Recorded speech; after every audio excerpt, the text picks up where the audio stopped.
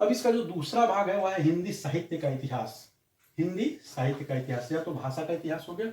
अब हिंदी साहित्य का इतिहास भी हम लोग जानते हैं 1000 साल का इतिहास है हिंदी साहित्य का मोटे तौर पर। 1050 से मानते हैं आदिकाल, विक्रमी संवत से मानते हैं आदिकाल की शुरुआत से लेकर अभी तक हिंदी साहित्य की अनवरत धारा चल रही है। इसके अंतर्गत 6 टॉपिक्स पढ़ने हैं, तो इन्हीं 6 टॉपिक्स पर आइए हम लोग देखते हैं। पहला, हिंदी साहित्य के प्रमुख कालों की प्रमुख प्रवृत्तियां। हिंदी साहित्य को कई कालखंडों में बांटा गया, अध्ययन की सुविधा को देखते हुए सिर्फ नहीं, बल्कि उस कालखंड की प्रवृत्तियों के आधार पर, या उस कालखंड में जो है, या निश्चित कालखंड में व्यक्ति विशेष जो है, अगर कोई बहुत बड़ा व्यक्तित्व, साहित्यकार व्यक्तित्व जो है, उसके नाम पर का विभाजन करते हुए नामकरण किया गया। तो जो प्रमुख काल हैं, उस प्रमुख काल की प्रमुख प्रवृत्तियों पर हमें बात करनी है, यानी कि आदिकाल की प्रमुख प्रवृत्तियां, भक्ति काल, रीतिकाल, भारतेंदु युग, द्विवेदी युग, इनके द्विवेदी युग तक आकर पहला टॉपिक खत्म है। इसकी प्रमुख प्रवृत्तियों पर हमें चर्चा करनी है। इनकी प्रमुख प्रवृत्तियों के लिए भी मैंने कुछ वीडियो बनाए हैं, आदिकाल की प्रमुख प्रवृत्तियों पर मैंने बनाया है, और बाकी भी जो बच रहे हैं उस पर भी मैं बनाऊंगा। चाहे तो आप कहीं और से भी पढ़ सकते हैं, हिंदी साहित्य का इतिहास जो है डॉक्टर नगेंद्र, उससे भी देख सकते हैं। तो पहला यही है कि प्रमुख काल जो हैं उनकी प्रमुख प्रवृत्तियां क्या हैं। आदिकाल है, भक्ति काल है, रीतिकाल है, भारतेंदु युग है, द्विवेदी युग है, 1050 से 1375, ये सब तो पता ही होगा। 1375 से 1700 विक्रमी संवत, रीतिकाल 1700 से 1900 विक्रमी संवत। लेकिन यह मैं बता रहा हूँ कि अगर कोई नया व्यक्ति जो कई सारे हिंदी साहित्य में तैयारी, IIT से पढ़ के हिंदी साहित्य ऑप्शन लेकर तैयारी करके बहुत अच्छा अंक लाकर चयनित भी हो जाते हैं लोग। तो दूसरा जो है, दूसरा टॉपिक है आधुनिक हिंदी की छायावाद, रहस्यवाद, प्रगतिवाद, प्रयोगवाद, नई कविता, नई कहानी। और इसमें भी है कि प्रवृत्तियों की प्रमुख विशेषता। इसमें द्विवेदी युग तक आकर रुक गया, उसके बाद आगे दूसरा टॉपिक में दिया है। द्विवेदी युग जो है 1900 से 1918 या 1920 भी कई लोग मानते हैं। उसके बाद जो है द्विवेदी युग के बाद आता है छायावादी, उसको सेकंड टॉपिक में दिया है। छायावाद और रहस्यवाद, फिर प्रगतिवाद है 1918 से 1936, 36 से 43, प्रयोगवाद, नई कविता और नई कहानी, अकविता। ये साहित्यिक गतिविधियां जो हैं और इनकी प्रवृत्तियों के प्रमुख विशेषता, ये जो प्रवृत्ति हैं इनकी क्या क्या प्रमुख विशेषताएं रही, इसके विषय में आपको, यानी दोनों टॉपिक कुल मिला जुला कर एक ही है। और 1000 साल का जो वर्गीकरण किया गया है, 1000 साल में अलग अलग जो नाम दिए गए हैं, उन साहित्यिक जो नाम है उस कालखंड का विशेष जो प्रवृत्ति क्या थी उसके विषय में बस केवल चर्चा करनी है आपको, प्रवृत्तियों, प्रमुख प्रवृत्तियों के विषय में। तीसरा टॉपिक है, तो पहला दूसरा टॉपिक एक ही है, आधुनिक हिंदी के उपन्यास और यथार्थवाद का आविर्भाव, कि यथार्थवाद जो है हिंदी उपन्यासों में कैसे आया, इसके विषय में आपको चर्चा करनी है। चौथा है हिंदी में रंगशाला और नाटक का संक्षिप्त इतिहास। रंगशाला जैसे कि हम लोग जानते हैं रंगमंच, हिंदी में रंगमंच का इतिहास आपको बतलाना है कि रंगमंच का इतिहास कैसे विकसित हुआ। हम लोग जानते ही हैं कि जयशंकर प्रसाद के जो नाटक जो कई सारे मंचन की दृष्टि से क्लिष्ट माने जाते थे, तो उनकी सोच यही थी कि उस समय जो है पारसी थिएटर, पारसी रंगमंच बहुत ज्यादा प्रचलित था, लोग उसको देखते थे, और वो रंगमंच इतना ज्यादा विकसित भी था, विकसित बहुत ज्यादा था।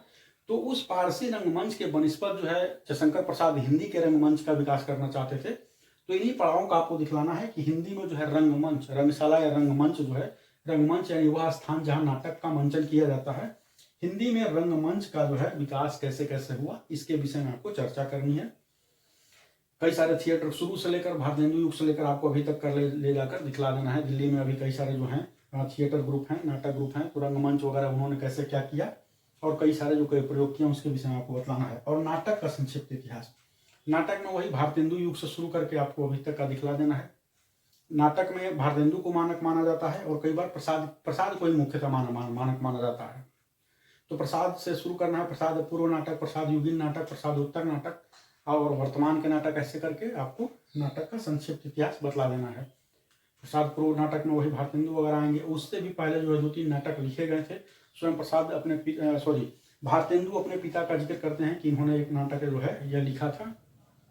तो हिंदी नाटक के आरंभिक नाटकों की चर्चा कर देनी है, फिर भारतेंदु युग, फिर प्रसाद युग, प्रसादोत्तर युग, और इसके बाद वर्तमान समय में लिखे जाने वाले नाटक। यह टॉपिक कंप्लीट हो जाएगा। पांचवा है हिंदी में साहित्य समालोचना के सिद्धांत और हिंदी के प्रमुख आलोचक।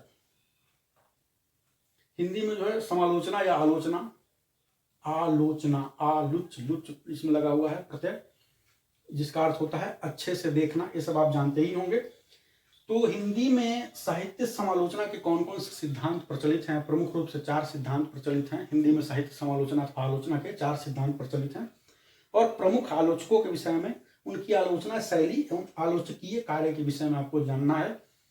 इसमें 4-5 प्रमुख रूप से पूछे जाते हैं, यदि पूछा कुछ भी जा सकता है, लेकिन मोटा मोटी जो तौर पर पिछले 10-12-15-20 साल का जो 15-20 साल और 10-12 एग्जाम बीपीएससी का, क्योंकि बीपीएससी पहले हर साल एग्जाम लेती नहीं थी, का विश्लेषण के आधार पर, या यूपीएससी में भी कुछ लिमिटेड ही आलोचक उनके विषय में पूछा जाता है।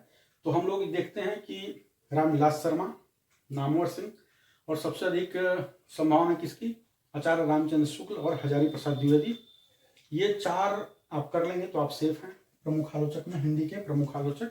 ये 4 कम से कम आपको करना ही करना है।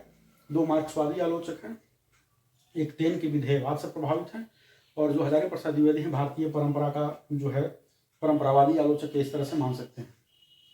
तो हिंदी साहित्य समालोचना के सिद्धांत, इन सिद्धांतों के विषय में जानना है कि क्या है, और हिंदी के प्रमुख आलोचक एवं उनकी आलोचना शैली के विषय में, कि आचार्य रामचंद्र शुक्ल के विषय में पूछा जा सकता है उनकी आलोचना शैली पर। इस तरह से इतना फ्लैट क्वेश्चन नहीं होगा, लेकिन मोटा मोटी भाव यही होगा कि उनकी आलोचना दृष्टि पर प्रकाश डाले, उनकी आलोचना दृष्टि में के निर्माण में किन किन तत्वों की भूमिका थी।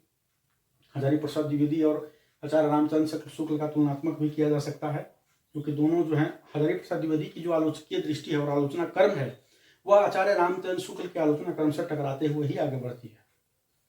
ठीक उसी प्रकार से रामविलास शर्मा और नामवर सिंह का पूछा जा सकता है, क्योंकि दोनों पहले मार्क्सवादी आलोचक थे। बाद में रामविलास शर्मा की जो है दृष्टि में परिवर्तन आया, और मार्क्सवाद से मोह भंग तो नहीं कहेंगे, लेकिन उनकी दृष्टि जो है वो मार्क्सवाद के दायरे से उन्होंने आगे चलकर साहित्य को देखना चाहा, जिससे कि वो साहित्य के समग्र रूप को देख सके, ऐसा वो कहते हैं।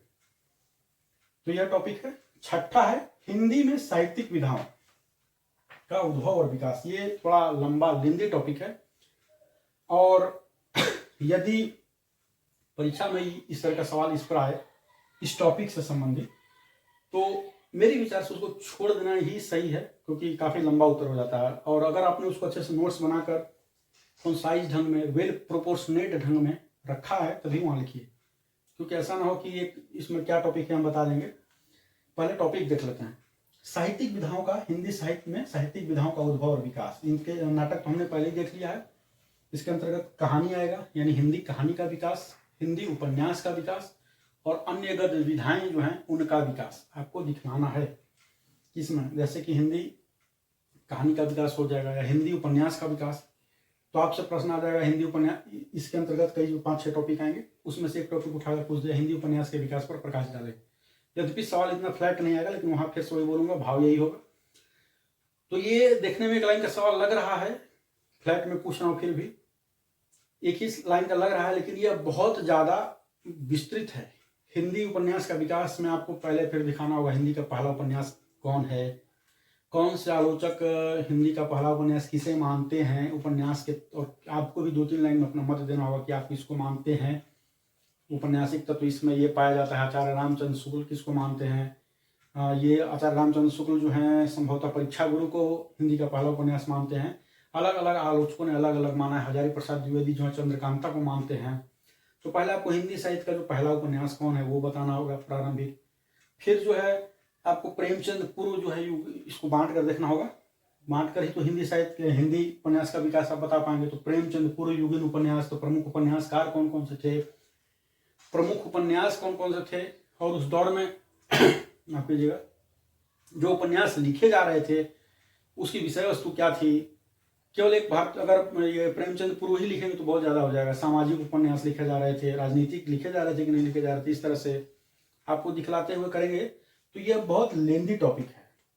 फिर आप प्रेमचंद युगीन उपन्यास में आएंगे, प्रेमचंद युगीन में सिर्फ प्रेमचंद का ही बहुत सारा आ जाएगा। और इस दौर में फिर प्रेमचंद में प्रमुख उपन्यासकार, वही बात है फिर से कौन कौन से प्रमुख उपन्यासकार थे, प्रमुख उपन्यास कौन थे, और उपन्यास जो थी उसकी विषय वस्तु। इस समय तो सब कुछ आ जाएगा, राजनीतिक, सामाजिक, आर्थिक। आगे चलकर जब प्रेमचंद उत्तर में जाएंगे तो उसमें मनोवैज्ञानिक उपन्यास भी आ जाएंगे। और उपन्यास की विषय वस्तु जो है आधुनिक उपन्यास जो है उसमें इतनी ज्यादा विषय वस्तु का विस्तार हो जाएगा कि यह टॉपिक लिखने में 20 पन्ना चला जाएगा। तो यदि आप ये इसमें दो समस्याएं हैं, साथ ही साथ एक पॉजिटिव भी है। समस्या दो यह है कि पहला तो आपको लिखते वक्त ध्यान रखना होगा कि वेल प्रोपोर्शनेट हो आपका उत्तर। यह नहीं कि प्रेमचंद पूर्व उपन्यास पर लिख दे 2 पेज, प्रेमचंद युगीन उपन्यास पर लिखना शुरू किया 1 ही पेज लिखे, प्रेमचंदोत्तर उपन्यास पर लिखना शुरू किया तो 4 पेज लिख दिया, और वर्तमान समय के उपन्यास पर लिख रहे हैं तो 30 शब्द में या 100 शब्द में लिख के खत्म कर दिए। तो ये वेल प्रोपोर्शन, आप सोचेंगे कि अरे 6 पेज लिख दिए बहुत नंबर आएगा, ऐसा नहीं होगा। पहला वेल प्रोपोर्शनेट होना चाहिए, कवरिंग जो है सबको समान रूप से देना होगा। साथ ही साथ जैसे प्रेमचंद युग पर लिख रहे हैं तो उस पर थोड़ा सा ज्यादा विस्तार हो सकता है, और चूंकि प्रेमचंदोत्तर या बाद के उपन्यासों पर युग पर लिख रहे हैं, अधुनातन वर्तमान समय के उपन्यास पर, तो चूंकि प्रवृत्तियां बहुत सारी हो गई, कई सारे टॉपिक पर लिखे जाने उपन्यास, तो इसमें फिर ज्यादा लिखने का स्कोप होगा। तो लेकिन प्रोपोर्शनेट आपका उत्तर हो, यह लिखने के क्रम में यह ध्यान देना है। दूसरा, बहुत ज्यादा लंबा ना हो, यह भी ध्यान देना है, क्योंकि बाद के सवाल छूट जाएंगे। तो यह था हिंदी साहित्य पाठ्यक्रम का विश्लेषण खंड क का। खंड ख में जो है साहित्यकारों, कवियों इत्यादि के बारे में, उनके टेक्स्ट के बारे में पढ़ना है, और उस पर आलोचकीय सवाल किस तरह से पूछे जाते हैं, इसका हम लोग नेक्स्ट वीडियो में संक्षेप में देखेंगे। तो आई होप मैं इसमें आपका कुछ बीपीएससी का सिलेबस का भाव क्या है, वो पूछना क्या चाहता है, मैं बीपीएससी के हिंदी साहित्य के सिलेबस को आपको एक्सप्लेन कर पाया हूँगा। अगर आपको ये वीडियो अच्छा लगा हो तो प्लीज़ इसको लाइक कीजिए, शेयर कीजिए, सब्सक्राइब कीजिए, और इससे संदर्भित जो भी लिंक वगैरह है मैं डिस्क्रिप्शन बॉक्स में डालने की कोशिश करूँगा। लाइक शेयर सब्सक्राइब इसलिए भी कीजिए कि जैसा मैं हमेशा कहता हूँ, ज्ञान बांटने से बढ़ता है, साथ ही साथ इसे बनाने में थोड़ी मेहनत भी लगती है। बोलते बोलते आप देखते होंगे मैं खांसने लगता हूँ, हालांकि व्यक्तिगत मेरी समस्या है, और समस्या है कि मैं बहुत ज़्यादा बोल नहीं पाता हूँ, गले में बहुत ज़्यादा अगर लंबे समय तक बोलूँ तो मेरा गला फटने लगता है। खैर, यह व्यक्तिगत बात आपसे, आप लोगों से ही शेयर कर सकता हूँ, और कैसे करूँगा। तो अगर ये आपको वीडियो अच्छा लगा हो तो इसको लाइक कीजिए, शेयर कीजिए, सब्सक्राइब कीजिए। धन्यवाद। जय हिंद, जय भारत। आप चाहें तो इसका स्क्रीनशॉट भी ले सकते हैं।